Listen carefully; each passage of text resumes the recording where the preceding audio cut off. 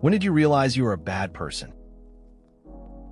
I realized I might be a manipulative, thieving, drug-addicted asshole when I had nobody to call, and nobody called me on my 21st birthday. I ended up drinking Bud Light in my bedroom and falling asleep at 10 at night. I confirmed I was an asshole when the same thing happened on my 22nd birthday. Didn't even drink, just sat and thought about what could have been if I made better choices. Be a good person. That's all anyone can ask of you. Edit. My highest rated comment is about what an asshole I am. This is so perfect. Thank you all for your kind words. Holy shit, I feel good. A lot of you were asking if I've changed, and I have since become a much better person and have reconnected with a lot of my old friends. It's tough to face those moments where you realize you've messed up.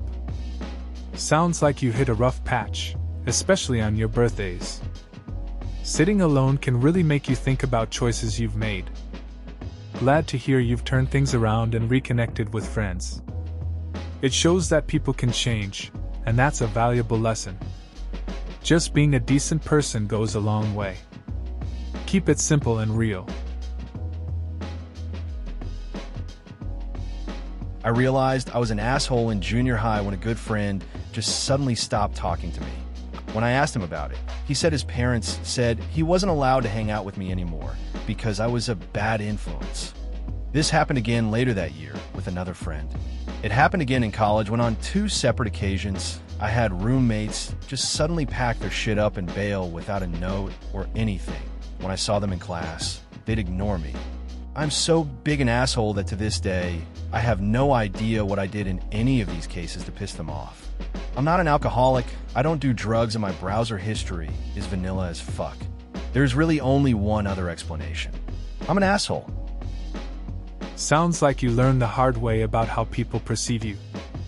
It can be tough when you think you're just being yourself, but others see it differently. Sometimes, it's just a disconnect that you can't really control. It's possible they had their own issues, but it must feel frustrating not knowing what went wrong. At least you've recognized it, and that's a start. You can only move forward from here. I was told in 10th grade by a friend's new girlfriend that she was warned about me being a complete prick and that I wasn't as bad as she expected, but was still a prick. Started really trying to be nice to her, to positive feedback. Eventually realized it's way nicer to be nice. I still made her explain to me what a VCR was as though I had no idea though, because shit, that's just hilarious. Thanks, stupid Sarah, for showing me the error of my ways. It's funny how perceptions can change. That moment with your friend's girlfriend sounds like it really made an impact. Trying to be nicer is a good move. It's wild how you turn that around by looking for the humor in it, like asking about the VCR. Sometimes a little self-reflection can lead to better relationships. People appreciate genuine kindness, even if it starts from a rough place. Rather late in life, in my mid-30s, I started to reflect back on the kind of kid I was. I was spoiled and always expected everything to go my way. I still have issues with this today. When I think back to the way I treated other kids, friends of mine, I really have a lot of regrets. It's part of the reason why I don't spend time with friends now. I just think it's better that way. It's interesting how we look back on our younger selves. I can relate to the feeling of regretting how we treated others. It seems like a lot of us deal with that, especially as we get older. Sometimes, stepping back from friendships feels like the right choice to avoid repeating past mistakes. It's tough to navigate these feelings, but at least you're reflecting on it now. That's a start, I guess. My sister and best friend confirmed that I was, in fact, an asshole. I didn't believe it, as I've always thought of myself as a benevolent and kind person. I asked my girlfriend at that time if I was, and she also confirmed that before we had started dating that I was an asshole, but not a huge one to her. I asked several others, and they confirmed that I was an asshole, but a nice one. Apparently the way I carry myself is asshole-ish. I don't know exactly what it is, but to quote my sister, "You think you're better than everyone." I responded to this as, no, I know I'm better than many people, though there are still a lot of people better than me. I was informed thinking or knowing I'm better than someone as qualitative data to classify one as an asshole. It's interesting how others perceive us. I've had similar moments where friends pointed out traits I didn't see in myself. You might think you're just being confident, but sometimes that airs a bit more as arrogance. Funny how we can't see ourselves clearly, while others have a clear view. It's all about balance, right? I guess it's good to have friends who keep it real, even if it stings a bit. My friends and I were drinking, and I bent down to pick something up. Immediately, our gay friend looked at Bob and said, "Looks like Hector or me is offering himself to you." Without skipping a beat, I reply with, "I will even let you call me Erica," the girl Bob had spent the last 5 years trying to date. It seriously looked like he was going to punch me. So I took it a step further and added on, "But I get to call you Gus," the guy Erica was dating at that time. This was the day I knew I was an asshole, and also the day I questioned how I had any friends.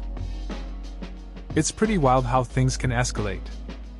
Just picking something up and then your friend sets up a joke, and you volley right back. That moment of almost getting punched must have been intense. But you held your ground with a solid punchline. It's moments like these that make you reflect on your friendships and your role in them. Friends can definitely keep things interesting, even when you think you've gone too far. I live in Europe, but I am not originally from the country where I live.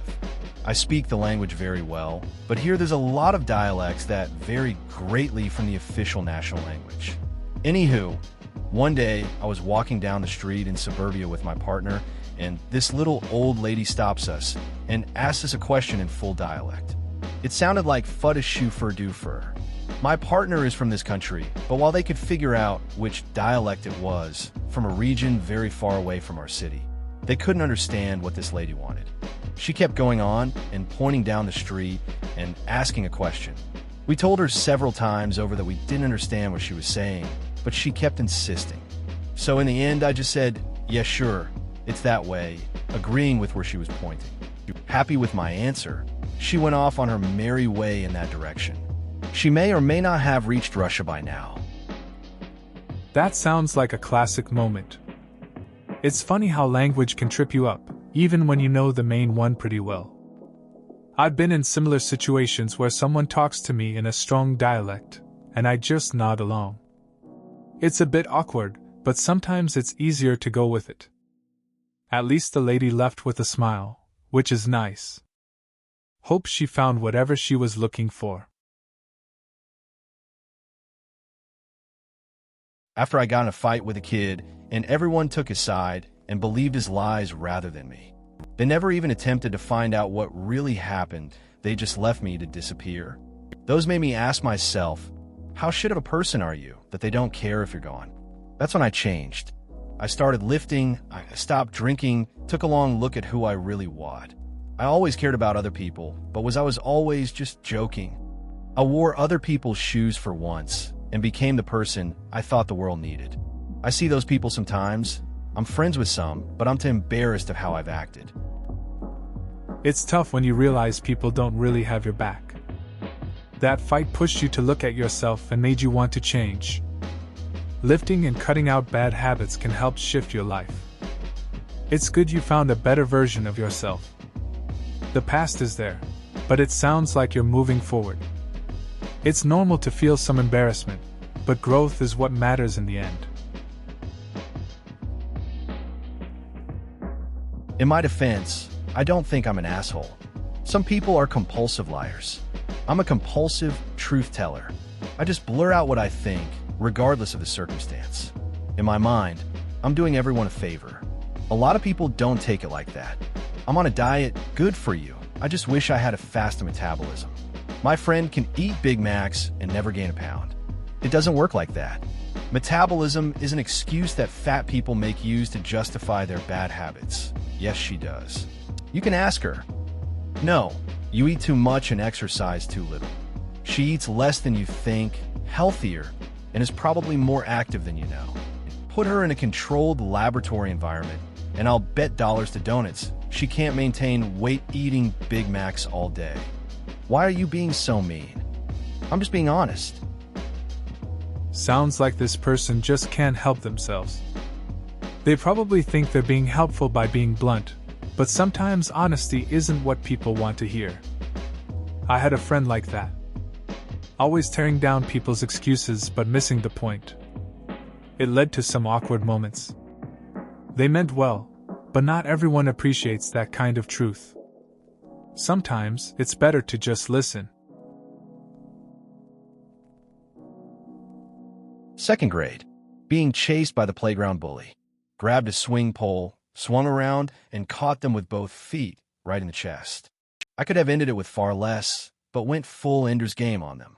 Edit for clarity. Colonel Graph. Tell me why you kept on kicking him. You had already won. Ender Wiggin. Knocking him down won the first fight. I wanted to win all the next ones, too, so they'd leave me alone. I remember in second grade, I had this bully chasing me. I grabbed a swing pole, spun, and kicked him right in the chest. It felt like something out of a movie. I could have just walked away, but I wanted to make sure he got the message. It wasn't just about that moment, it was about not having to deal with him again. Sometimes you gotta stand your ground. I was pulling into the parking lot of a local deli. A man was leading a blind guy with a cane, holding him by the arm. I turned left to avoid them, but they wandered into my path. I slowly swerved right, but they wandered back towards me. This happened 2 more times, to the point it became slow motion silly, so I finally just stopped my car. I rolled down my window as they walked past me and said as politely as I could to the man leading the blind guy, "Sorry about that. I was really trying to get out of your way." And the blind guy holding the other guy's arm replies, "He's deaf. I excrete you not, this actually happened." That's pretty funny. It's always awkward when you're trying to be polite and things just don't go as planned. The twist with the blind guy's response is classic. It makes you realize you can't always guess what's going on with someone else. Moments like that remind us to keep our expectations low and just roll with whatever happens. It's all part of the chaos of everyday life. When my best friend came to dance class, crying hysterically, and I wouldn't acknowledge she was crying or try to comfort her. My reasoning was because when I cried, I hated if people acknowledged it, asked what happened, what was wrong, etc. So I sat down next to my sobbing friend, said nothing, and started stretching. Then the various other girls in the class huddled around her, asking why she was crying. Eventually, the teacher had to take her out the room. Later that day, she wrote me a letter describing how she didn't want to be my friend anymore. That sounds tough. It's weird how different people handle emotions. I get wanting to give her space, but it didn't come off that way. It's a learning moment, though. Sometimes, just being there silently isn't enough. It can really hurt when a friend feels abandoned in their moment of need. Hopefully, you found a way to talk it out later. Friendships can take hits, but they can also grow stronger after. Yeah, man. Along with immediately turning the topic to relate to you again. You can get away with it if you are a genuinely interesting person, but eventually someone who is socially perceptive picks up on it. And you won't make anyone else feel liked, which is the fastest way to get them to like you. I had a friend who always shifted conversations back to himself. At first, it was whatever, but after a while, it got old. People began to notice and started to distance themselves. He just couldn't see that the more he focused on himself, the less people wanted to be around him.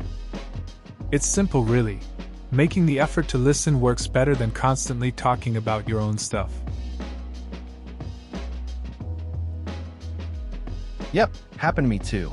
What I do is try to bottle up my idea and save it for when it's my turn. Remember, people like being heard, and if someone starts talking about something, they probably want your acknowledgement and to talk more about that subject, so don't just brush them up and replace it with your idea.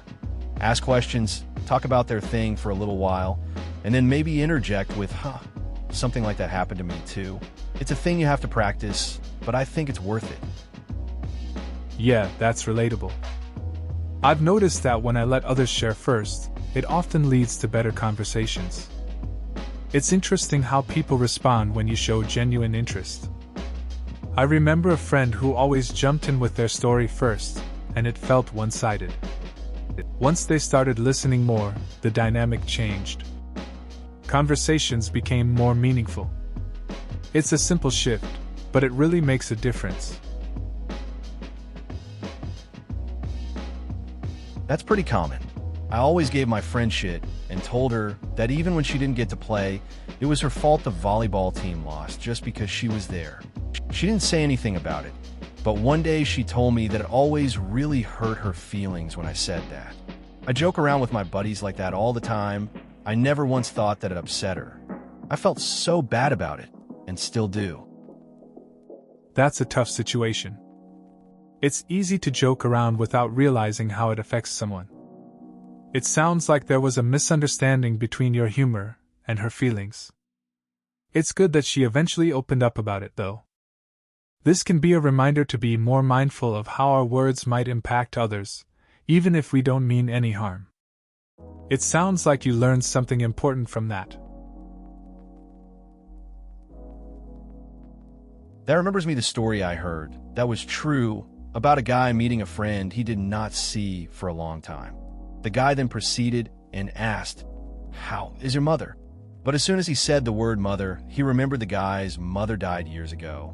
In a hurry, he tried to fix the phrase that was said like this: "How is your mother? Still dead?" That's a pretty awkward situation.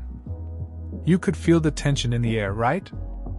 The guy probably meant well but just dug himself deeper. It's always tricky when you forget something like that. You can't help but laugh at the mess up, even if it's a tough topic. Kind of reminds you to stay updated on friends' lives, I guess. I remember something like this a lot. Back in high school, in computer engineering, we were Googling each other's names and having a good time. One of my friends was named John Beep __.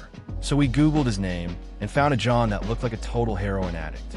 After we made fun of him for a few seconds, our teacher said something like, "Yeah, actually that was one of my students. John's brother. He's going through a hard time right now, and I miss the guy." We then realized it actually was John's stepbrother and felt awful for a few years. Still gets brought up every once in a while. That's a tough spot to be in. It's wild how quickly jokes can turn serious. It's hard to forget moments like that when the context shifts. You think you're just having fun, then you find out you've crossed a line. It definitely teaches a lesson about being mindful of others. It's funny how these moments stick with you over the years. Sometimes those memories are not as lighthearted as you first thought. I do this all the time with basically everyone, thinking about how stupid they are. This morning a girl was casually walking to the bus, so we had to wait, and I thought she was dumb for not hurrying up, but a few stops later a girl runs out, and I thought she looked like an idiot running. I realized how bad of a person I was. It's interesting how we can judge others without really knowing their story. I do that too, thinking negative things about people. It's easy to forget that maybe they have their reasons for acting a certain way. Reflecting on it can feel kind of awkward, but it's a reminder to be a bit kinder. We all have moments where we don't look our best, and that's okay. Sort of similar here. My boyfriend broke up with me because I was moving in 7 months, and he didn't want to deal with the pain later, so we ended it early. I told him I wanted to stay friends, so we tried to work on that. For the next 4 or so months, I would randomly text him telling him I miss him and all that. I was emotionally abusive to him when I did that. According to him, every time he started to get over me, I would text him out of the blue and ruin it all over again for him. I did care for him, not the same way, which is why we would have broken up eventually, but I thought of my own well-being and emotional sanity before his. We don't talk at all anymore now. It's tough when relationships end, especially when one person still has feelings. It sounds like you were caught up in your emotions, and it affected both of you. Trying to stay friends can complicate things, especially if you're not on the same page. There's a lot to process in those situations. Sometimes it's better to take a step back and let time heal things. Now, it seems like distance might be the best approach. I feel the same way. Uneasy face. I'm still in high school, but looking back at my middle school/elementary school years make me cringe.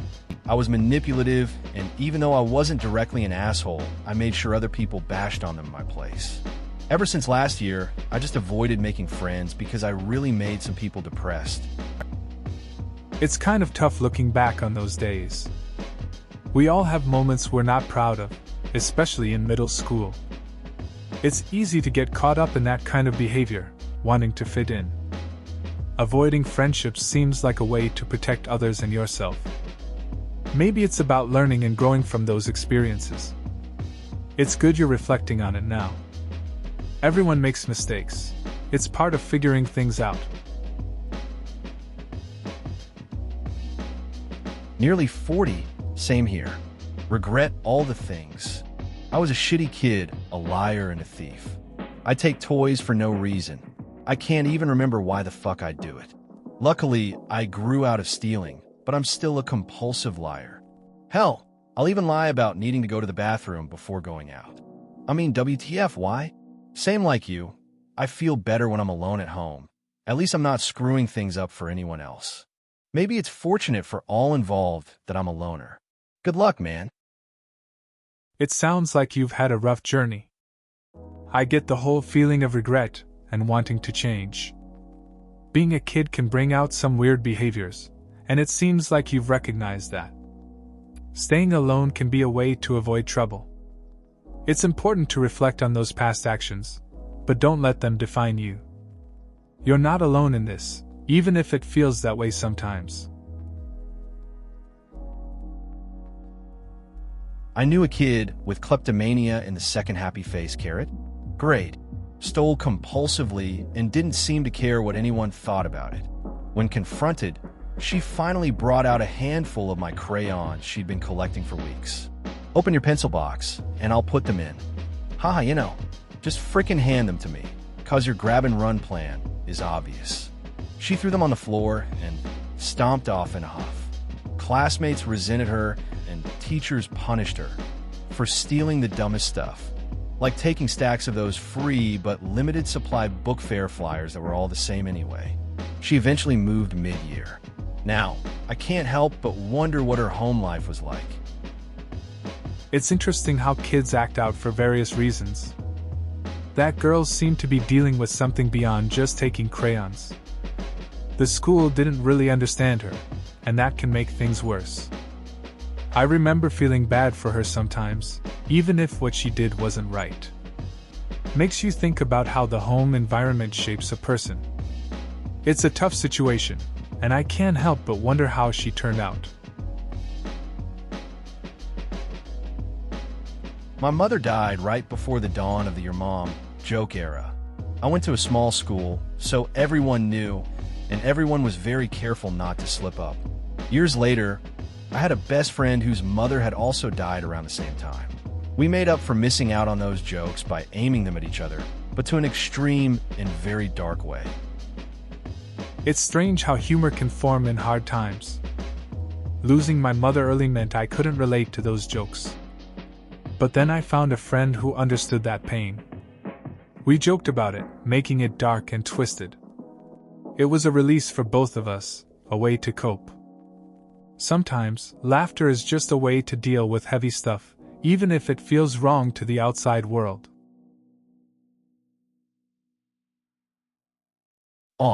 When I was a freshman in high school, my mother was mad at me for about a year or so, and all I had to wear to school were 4 outfits. That meant I had to wear something twice in 1 week. A girl in my Spanish class pointed it out, and I felt like shit. But seriously, kids will do shit like that without realizing how hurtful it is. That's rough. I remember when I was younger, a similar thing happened. I just had a few shirts I liked, and people noticed. It made me uncomfortable. Kids can be pretty careless with their words.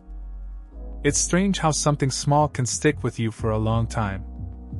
Sometimes you just want to fit in, and little things like that can really knock your confidence down. I never understand people who keep track of what other people wear. Seriously, why? Why in the world would anyone care what another person is wearing on a particular day? Is it a girl thing? Are you a girl? I've had female friends who make fun of people who wear the same shirt or pant twice in a row. I'm like, how do you even know that? And why do you even know that? Out of all the things to remember, my colleagues/friends/acquaintances shirt is not one of them. People, I just don't get them. Yeah, I see what you mean. It's wild how some folks notice every little detail about what others wear. I've had friends who'll comment on outfits like it's some sport. Honestly, I wear what I like and don't think twice about it. I can't remember what someone wore last week, let alone if they repeat an outfit. It just seems like a strange thing to focus on. True, that's pretty insensitive, but that's the kind of thing that's not really asshole-ish depending on your friends. If you have the type of friends that bullshit with each other and crack jokes with no ill intent, then you didn't really do much wrong. And this situation is actually hilarious if Bob has tough enough skin to not take your joking seriously. I get what you mean. It really depends on the group dynamic. If everyone was just joking around and knows it's all in good fun, then it's not a big deal. I remember a time when we were just roasting each other, and it ended up being one of those moments where everyone was laughing hard. It shows how well you know your friends and their boundaries. If it's any consolation, the kids I invited over one year for my birthday went outside and played with the football I had gotten without me, and no one considered inviting me along. I was an extremely shy kid, so just joining in wasn't something I would ever consider doing. The next year I invited about 10 kids, and no one came. It doesn't necessarily make you an a-hole, but definitely means kids can sometimes have poor priorities when it comes to maintaining friendships. It's tough being a shy kid, especially during those birthday parties. I had a similar experience where I invited friends over, and they all ended up playing without me. It's pretty wild how kids can miss the point of friendships sometimes. That feeling of being left out can stick with you, but I guess we all learn about social dynamics in our own ways as we grow older. The problem I have seen with people who are just being honest is they like to be honest with others, but don't like the same honesty back. Not saying you're like this. I had a friend who honestly gave her opinion whether you asked for it or not. However, if you replied honestly to her question, you either got yelled at, called stupid, or were given 10 different excuses as to why she said or did what she did. Sometimes being honest is just an excuse. I've seen similar things in my circle. I knew a guy who loved to share his thoughts, no filter. But if you disagreed, he'd get defensive. It was like honesty was a one-way street for him. People often forget that honesty requires both sides. You can't just dish it out, you have to take it too. It's a weird balance that not everyone gets. Makes conversations tricky sometimes. In my defense, I don't think I'm an asshole, unfortunately. You are. Correcting facts is all well and good. But if you don't give any thought to whether it's appropriate to do it at that particular moment, and don't make an effort to do it with an appropriate level of tact, people will think of you as an asshole. What you're doing is past honesty. It's indifference. I get what you're saying. Sometimes people just say what's on their mind without considering the feelings of others. It's like being right doesn't matter if you hurt someone in the process. I've had moments where I had to think twice before saying something just to avoid coming off as insensitive. It's a balancing act, really. Just because you mean well doesn't always mean it comes across that way. To give a person an opinion, one must first judge well whether that person is of the disposition to receive it or not. Have him receive this in the way that a man would drink water when his throat is dry, and it will be an opinion that will correct faults. So Tsunotomo Yamamoto, have some tact. This quote reminds me of a time when I had to give feedback to a friend. They were struggling with a project, and I knew they were sensitive about it. I waited for the right moment and approached it gently. I focused on how it could help them improve, rather than just pointing out flaws. They appreciated it more, and ultimately, it strengthened our friendship. Sometimes, timing and delivery matter more than the words. A few years ago, I was trying to get to the bus stop on the other side of the road, and I saw my bus roll up while I had to wait for the crosswalk light. I was pretty sure I was going to miss it, but it turned out someone in a wheelchair was getting off at the stop, so I managed to get there in time. Saved me 20 minutes or so of waiting for the next bus, which is probably the most annoying thing about using public transportation. So, you know what? I never mind having to wait the minute or so when someone in a wheelchair gets on a bus. That's one of those moments that just works out. It's nice when you realize you're in the right place at the right time. Public transport can be a hassle, so missing a bus can really throw off your day. I like how you acknowledge the wait for others as a part of the experience. It's a reminder to be patient, and sometimes, things just align perfectly. Dude, if you're in high school, you still have like 10 years to become an entirely different person. Shit, I'd kick my ass if I ever came across high school me. What an annoying asshole that kid was. The kind of person you doesn't start cementing until your mid-late 20s. So decide who you want to be and fucking be that person. Don't lose hope, man. Smiley face. I get that. High school can be a weird time for everyone. I had my moments too, just trying to fit in and figure things out. Looking back, I wish I could tell my younger self to chill out a bit. It's a journey, and it's interesting to see how much I've changed over the years. You really do have time to grow and become who you want to be. I have an acquaintance much like Opie. Says he's just being honest, and if people can't deal with it, then tough. He never even stops to think that maybe if he worded what he was saying just a little different, then people wouldn't constantly be upset with him. Heck, in some cases, just don't say anything. There are plenty of times where being honest doesn't help anyone except the one that feels they need to uphold their reputation for being honest. I get that. There's this guy I know who just can't hold back his thoughts. He thinks being blunt is the way to go, but it often makes things awkward. I've seen friends get upset over stuff he says. Sometimes I wonder if he just enjoys the chaos. A simple change in approach could save everyone some trouble, but he seems stuck in his ways. It's a pattern I've noticed a lot. I find this reply so interesting. I'm a lot like this person, and it's not about being right. I see it as sharing knowledge. If I'm wrong about something, I want people to tell me why I'm wrong. Someone is definitely an asshole if they say things like that in a condescending tone, though. I had a situation similar to this past weekend.